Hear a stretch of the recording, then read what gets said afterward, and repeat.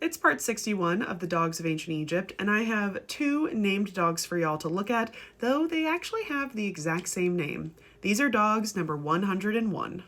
These dogs are found in the tomb of Sekhemka, which I will admit was harder to find than I thought. There is both an early dynastic tomb, an Old Kingdom tomb in Saqqara, and two tombs in Giza for a man of the exact same name.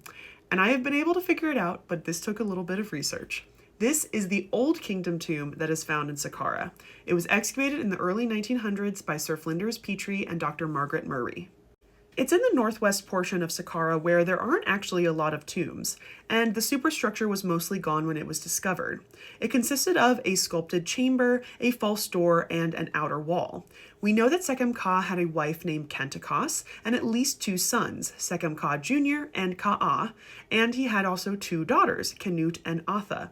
My favorite part is there is also a depiction of three younger children, one described as the son's sons, Sekhemka III. So he's actually a grandfather.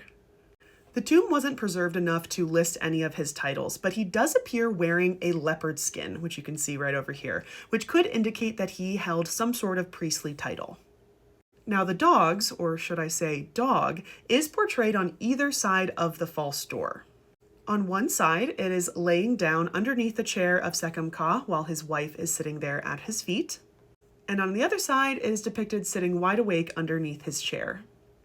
Now, I will say, if these dogs were not labeled with any sort of hieroglyph, I would say that these are two separate dogs, and I usually would split them up into two different areas of my corpus. But each dog is labeled with the exact same hieroglyphs, saying Peshesh. So, in my opinion, this is two different depictions of the same dog, which I think is a first for my corpus. This is a pretty typical Old Kingdom dog with the pointed ears and the very curly tail, but it is only the images where I can guarantee that these are depicting the exact same dog, and that is because of the name, which I think is so cool and really tells the story that this dog was beloved of Sekhemka and his family.